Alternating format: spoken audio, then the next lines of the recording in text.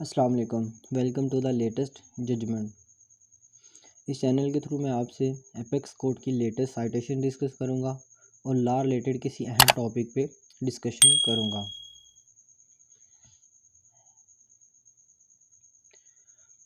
आज का जो हमारा टॉपिक है वो है जजमेंट ऑन मेंटेनेंस और जजमेंट ऑन इंटरम मेंटेनेंस अबूरी खर्चा के बारे में। ये जजमेंट है कि इंटरम खर्चा लगाते हुए एपेक फैमिली कोड को कौन से मैटर्स कंसिडर करने चाहिए। रिपिटेशन नंबर है 68950/2021 सफ़िया इसहाक एटसेट्रा वर्सेस जज family code etcetera. Lahore high court की ये जजमेंट है जिसमें लाहौर हाई कोर्ट ने कंसिडर किए हैं कि कौन से मैटर जो है अंडर कंसिडरेशन आने चाहिए कि जब भी फैमिली कोड इंटरम मेंटेनेंस का फैसला करेगी। हाई कोर्ट ने देखा it is necessary to point out that the object of section 17A of the family code act is to provide the plaintiff women and children some money during the pendency of the suit in order to lessen their sufferings and enable them to get on their lives. High court ने ये देखा कि जब section 17A का जो purpose है वो purpose है बच्चों और ख़वातीन को कुछ मनी प्रोवाइड करना during the pendency of the suit in order to lessen their sufferings, उनकी कुछ तकलीफ़ों को कम करने के लिए जो अखराजात वो बच्चे के पे लगाती हैं या केस वगैरह पे लगाती हैं, उन अखराजात को लिसन करने के लिए and enable them to get on with their lives, और उसको इस काबिल बनाने के लिए कि वो अपनी अगली आने वाली जो लाइफ है उसको एक बेहतर तरीके से गुजार सकें। इसका रेफरेंसेस जो हैं वो PLD 2009 लाहौर 18, PLD 2012 लाहौर 420। इस साइटेशंस में भी एपेक्स कोड ने इस साइटेशंस को इंडोर्स किया था कि जनाब जो सेक्शन 17A का जो पर्पज़ है वो purpose protection of minors and womens. Which guidelines the family code must consider while fixation of interim maintenance, वो कौन सी गाइडलाइंस है जो फैमिली कोड जो है कंसिडर करेगी फिर इंटरम मेंटेनेंस का डिसीजन करते हुए। इट अली अदनान डार वर्सेस जज family code and other PLD 2006 Lahore 73। This code laid down the following guidelines for the family code for fixation of interim maintenance.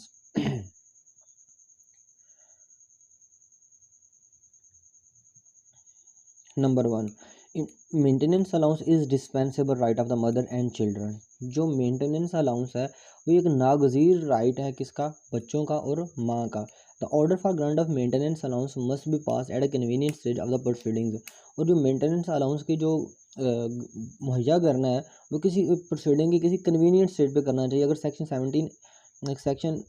Family code act 1964 को देखा जाए उसके मुताबिक at the first appearance of the defendant family code को ये कहा गया है कि वो इंटरम मेंटेनेंस जो है वो बच्चे का और माँ का लगाए। Although the section 17A of the IBID Act empowers the family court to pass an order for grant of interim maintenance order at any stage of the proceeding, although अगरचे सेक्शन 17A जो family code को empower करता है वो किसी भी stage पे interim maintenance बच्चों की लगा सकता है। In the normality of the circumstances, it must be passed after hearing both of the parties. Normal circumstances में ये तब लगाना चाहिए जब दोनों पार्टीज़ को सुन लिया जाए। Unless the attitude and conduct of the defendant father is evasive, इससे ये ना हो कि जो उसका ये कोई मैटर नहीं करता कि जो एटीट्यूड है डिफेंडेंट का या फादर का वो एवेसिव है या नहीं है, या उसका तर्ज अमल कैसा है, वो हिले बहाने वगैरह करता है या नहीं करता। The order for grant of interim maintenance is made on the basis of tentative assessment, ये आर्जी असेसमेंट होनी चाहिए। इंटरम मेंटेनेंस लगाते हुए ये डीपली नहीं जाना चाहिए। अब the material available on the file and keeping in view the social status of the parties, और पार्टीज़ के सोशल स्टेटस को देखते हुए इंटरम मेंटेनेंस लगाना चाहिए जो रिकॉर्ड फाइल में मौजूद है। Further both the above material available and social status should be mentioned in order to for grant of interim maintenance, और जो सोशल स्टेटस है पार्टीज़ का उसको उस आर्डर में इंटरम मेंटेनेंस के मस्ट भी लिखना चाहिए। Further, the quantum of interim maintenance should be bare minimum to meet the day-to-day needs of the recipient and in the narrow context, और जो interim maintenance है वो इतना को होना चाहिए, वो डे टू डे नेसेसिटीज़ हों जो माइनर्स की वो उसको पूरी कर सके, और ये नैरो कंटेक्स्ट में होना चाहिए, वो बहुत ज़्यादा वगैरह नहीं होना चाहिए। Although the family laws have been enacted to promote, protect and advance the right of women and children, yet at the interim stage, अगरचे ये फैमिली कोड लॉज जो हैं ये इंटैक्टेड हैं किस लिए प्रमोट करते हैं कि इसको protect and advance right womens को और बच्चों को प्रोटेक्ट करते हैं at the interim stage. The version of the respondent father is to be given a sympathetic और somewhat preferable consideration because bad situations में जो फादर है उसको भी एक हमदर्दाना या फिर ये प्रेफरेबल कंसिडरेशन लेनी चाहिए, क्योंकि non payment of entire maintenance allowance will cut throat of his valuable right of defence. अगर पेमेंट नहीं करता तो फिर उसको नुकसान होता है कि उसका राइट टू डिफेंस है वो क्लोज हो सकता है, and in consequential effect children women would be to losing and depriving parties, और जो बच्चे और माँ हैं वो डिप्राइव्ड पार्टीज बन जाते हैं। Further if the case is not decided with the statutory period as given in section 12 of the West Family Code in 1964, either party may apply to the High Court for appropriate direction. However, the order for grant of interim maintenance shall hold the field otherwise reviewed by High Court, and under section 12A or Family Code itself reviews it at any stage or observed below. अगर family code जो है section 12A के तहत bound है कि वो जो family matters है उसको 6 मंथ्स में डिसाइड करे, अगर वो नहीं करती तो हाई कोर्ट में रिट लगाई जा सकती है, और हाई कोर्ट उसको अंडर सेक्शन 12A रिव्यूड करेगी, या फिर फैमिली कोर्ट भी इसका इख्तियारात है कि वो उसको अपने ऑर्डर को, इंटायरम ऑर्डर को रिव्यू कर सकती है। Family code according to section 12 of the west family code act 1964, this provision is directive, no penalty consequences are mentioned here for non matter in for non-compliance, and in this regard if reference is made to 2001 SCMR 1001। अगर चाह family court अगर decide नहीं करती 6 months में फैसले को, उसके खिलाफ कोई पेनल्टी वगैरह नहीं है। इसको रेफरेंस किया गया था 2001 SCMR 1001 में। But in case the matter is not decided within 6 months and in the delay is due to the plaintiff party, अगर जो केस 6 मंथ्स में डिसाइड नहीं किया गया और जो डिले है वो प्लेंटिफ पार्टी की तरफ से है, then family court either on its own motion or on the application of the defendant review its earlier order for grant of entire maintenance allowance. जो फैमिली कोड है उसको इम्पावर किया गया है कि वो अपने ऑर्डर को अपने बिहाफ पे, स्वाबदीदी इख्तियार पे, या फिर एप्लीकेशन ऑफ द डिफेंडेंट पे उसको अपने अर्लियर ऑर्डर को, इंटायर मेंटेनेंस के ऑर्डर को रिव्यू कर सकती है। अदर रेफरेंसेस जो हैं the above guidelines were endorsed in, जो अबव गाइडलाइंस जो बताई गई हैं उसको इंडोर्स किया गया था doctor Aqeel Waris versus Ibrahim Aqeel Waris 2020 CLC 131, Mohammad Tauseeq Daniyal versus Ayesha Naeem and two others 2021 MLD 337। In as much as maintenance has not been statutory defined, क्योंकि मेंटेनेंस जो है वह कानूनी तौर पर डिफाइंड नहीं है। केसला एनालिसिस शोज दैट, जो केसला को अगर एनालिसिस किए जो साइटेशंस हैं कोर्ट्स की, it includes not only the provision of food, clothing and housing, इसका मकसद सिर्फ खुराक मुहैया करना, कपड़े मुहैया करना या उसको रहाइश वगैरह देना नहीं है, but also other necessary expense to promote children's mental and physical wellbeing. इसका मकसद इसमें ये भी चीज़ें इंक्लूड हैं कि बच्चे की मेंटल और फिजिकल वेलबींग भी इसमें इंक्लूडेड है मेंटेनेंस में।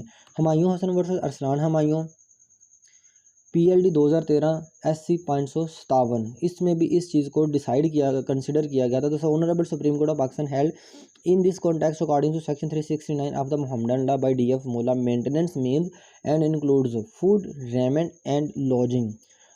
मेंटेनेंस का मकसद जो मकसद है, मतलब है, और उसमें जो चीज़ें शामिल हैं रोटी, कपड़ा और मकान।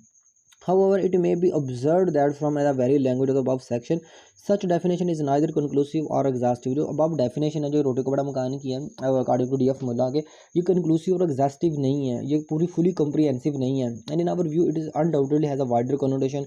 और इसको हम सुप्रीम कोर्ट ने करार दिया कि हमारे मुताबिक ये इसका एक वाज़े बड़ा मफहूम है and should be given and extended meaning, और इसकी जो मीनिंग है वो एक्सटेंडेड है for the purpose of meeting and catering for the present days social, physical, mental growth, upbringing and well being of a minor. उसमें चीज़ें जो included की गई हैं वो आ जाती हैं social, physical, mental growth, upbringing and well being of a minor, keeping in mind the status of the family, the norms of the society and is educational requirements. उसमें जिसके सोसाइटी में बच्चा पढ़ रहा है उसकी नॉर्म्स, कल्चर्स वगैरह के मुताबिक, एंड इस एजुकेशनल रिक्वायरमेंट और उसकी एजुकेशनल रिक्वायरमेंट में और सोशल स्टेटस को भी कंसिडर करेगी। Which has no attain utmost importance, जो कि एक ज़रूरी हिस्सा बन चुकी हैं, but the vis is corresponding to and commensurating with the mean and the capacity of the father to. लेकिन फर्स्ट ऑफ ऑल ये चीज़ कंसिडर ज़रूर करना चाहिए कि जो capacity of the father to pay है वो उसके अकॉर्डिंग मीट करती है या नहीं करती, उससे मुतशिबा रखती है या नहीं रखती। 2022 CLC 89 the high court says that the court should broadly looked into.